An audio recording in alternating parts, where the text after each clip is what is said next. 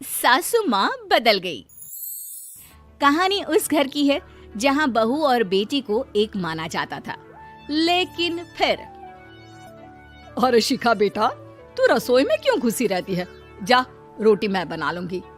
नहीं नहीं माँ जी, आप बैठिए, बस सारा खाना बन ही गया है।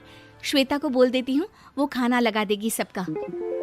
सॉरी भाभी, मेरे पास वक्त नहीं है। माँ, मुझे पैसे देना, पार्लर जाना है। हाँ हाँ चली जाना, भाभी को भी ले जाना। वो भी जाने को बोल रही थी पार्लर, पर पहले ना मदद कर दे उसके खाना लगाने में। देख माँ, वो बहू है, उसे बहू रहने देना, इतना सर पर मत चढ़ा भाभी को। श्वेता, ज्यादा मत बोला कर। बहू और बेटी में कोई फर्क नहीं होता है। जा जाकर काम कर। ननद को माँ का भाभी से इस तरह प्यार करना बिल्कुल अच्छा नहीं लगता। वो बार बार किसी न किसी तरह माँ को भाभी के खिलाफ भड़काती रहती, लेकिन कोई फायदा ना होता। एक रोज, अरे बेटे किशन, जा बहू को कहीं घुमा कर ला, सारा दिन घर में काम करती रहती है। हाँ हाँ माँ, हम लोग जा रहे हैं ना गोवा। अच्छा जी, भाभी ने तो हमें बताया भी नहीं। वैसे तो सारी पंचायत करती है, ये गोवा वाली बात क्यों छुपा गई हमसे? अरे क्योंकि उसे खुद नहीं पता था बहन। मुझे टिकट सस्ती मिल रही थी तो मैंने बुक कर दिया। हाँ शिखा, पैकिंग कर ले, संडे हम जा रहे हैं गोवा। दोपहर में शिखा पैकिंग कर रही थी कि सास आ जाती है। ये क्या बहू, साड़ियाँ? अरे गोवा जा रही है घूमने या फिर शादी में मायके हैं? माँ जी, ऐसा कुछ है ही नहीं, समझ में नहीं आ रहा क्या रखूं कपड़े में। अरे तेरी और श्वेता की साइज तो एक ही है, उसके कुछ मॉडर्न कपड़े ले ले, आकर लौटा देना। हाँ माँ जी, ये ठीक रहेगा। शिखा श्वेता के पास जाती है और उससे कपड़े मांगती है। ना जी ना, मैं अपने कपड़े ना दूं, वैसे भी फैल जाएंगे मेरे कपड़े, बहुत महंगे वाले हैं। शिखा मुंह लटकाकर कमरे में आ जाती है तो सास कहती है, चल तैयार हो जा, तुझे मैं शॉपिंग करा कर लाती हूँ गोवा की। बस फिर क्या था, सास बहू निकल जाते हैं मार्केट और एक से बढ़कर एक ड्रेस खरीद कर घर आते हैं। पहले बता देती कि नए कपड़े दिलाने वाली है भाभी को, तो मैं अपने ही दे देती ना भाभी को, मुझे दिला देती नए कपड़े। देख श्वेता, परिवार का मतलब सबके साथ रहना होता है, ना कि सिर्फ अपना सोचना। वैसे भी तुझे अच्छे संस्कार सीखने चाहिए। और रही बात कपड़ों की, तो शिखा, आज से घर पर भी तू मॉडर्न कपड़े ही पहनेगी। कोई जरूरत नहीं है ये साड़ी वाड़ी लपेटने की।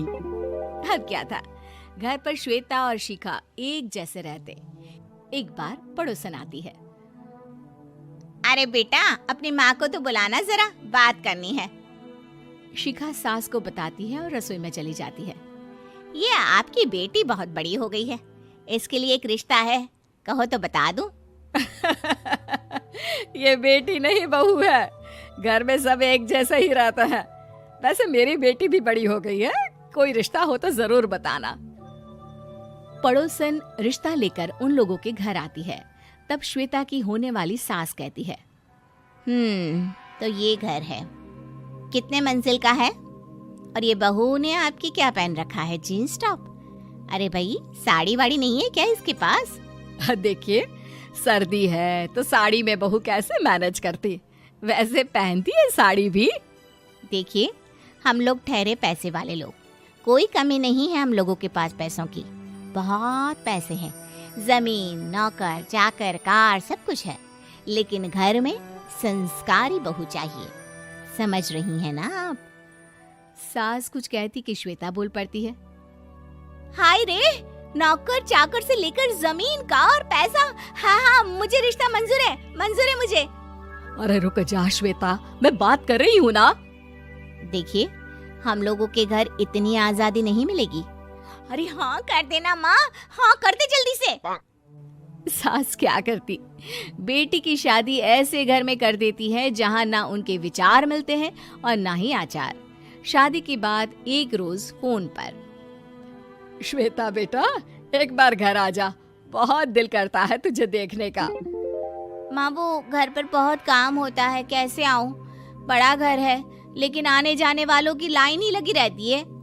बेटा मैं तो जानती थी उस घर का हाल, लेकिन तू ही नहीं मान रही थी।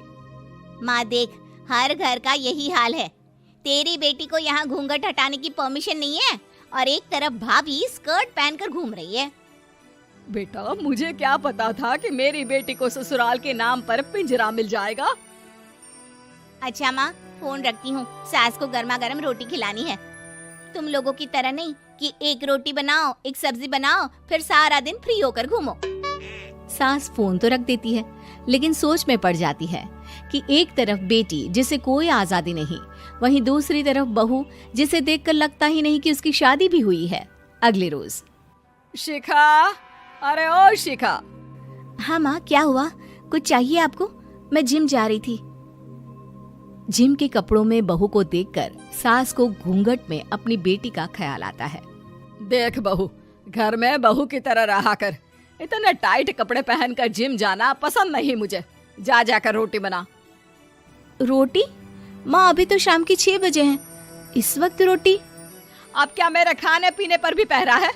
अरे जब मर्जी तब मैं अपने घर में खा भी नहीं सकती क्या? बहू को अजीब लगता है। वो समझ नहीं पाती कि जो सास कल तक इतनी सपोर्टिव थी, उन्हें अचानक से क्या हो गया। वो किचन में जाती है, गरम रोटी के साथ 2 तरह की सब्जी, रायता, सलाद सब लेकर सास के पास आती है। माँ जी, खाना। इतना सारा खाना? राक्षस समझा है क्या मुझे? रोटी मांगी थी मैंने गर्मा गर्म बस।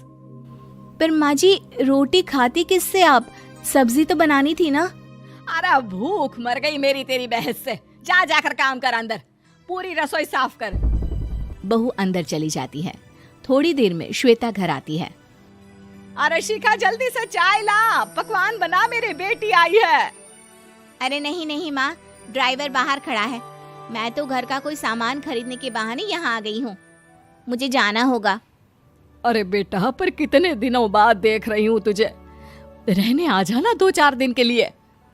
आ जाऊंगी माँ, जब मेरी सास मरेगी तब। मैं तो रोज मन्नत मानती हूँ कि मेरी सास मर जाए तो अच्छा है। अच्छा चल, जा रही हूँ माँ। हे भगवान, कैसे कैसे दिन देखने पड़ रहे हैं मेरी बेटी को। सास अंदर जाती है, जहाँ श्वेता की जिम वाली सहेली का फोन आया होता है। क्या बात है, आज जिम नहीं आई? अरे पता नहीं यार, आज माँ को क्या हो गया अचानक। पर खैर कोई नहीं, लगता नहीं कि मैं अब जिम आ पाऊंगी। शिखा स्पीकर पर बात कर रही थी, जिसे सास सुन रही थी। यार ये सास ना होती ही ऐसी है। मैं तो कहती हूँ बुढ़िया जल्दी मरे और तू आराम से जिए। शिखा को सहेली की बात पर गुस्सा आ जाता है। माँ के मरने की कौन सा बच्चा दुआ मांगता है मोहिनी? आगे से ऐसी बात मेरे सामने मत करना। हमारे घर की शोभा ही माँ है। क्या हुआ जो थोड़ी सख्ती दिखा रही है? उसमें भी कोई ना कोई उनकी भलाई ही होगी। मैं तो कहती हूँ भगवान मेरे जैसी सास सबको दे, जो सिर्फ माँ की तरह है। सास वाली तो कोई बात ही नहीं है उनमें। सास ये बात सुन रही थी। उनकी आंख में आंसू आ जाते हैं कि क्यों वो बेटी की किस्मत में बहू को भी भागीदार बना रही थी। शिखा, अरे ओ शिखा, क्या हो गया? जिम नहीं जाना क्या?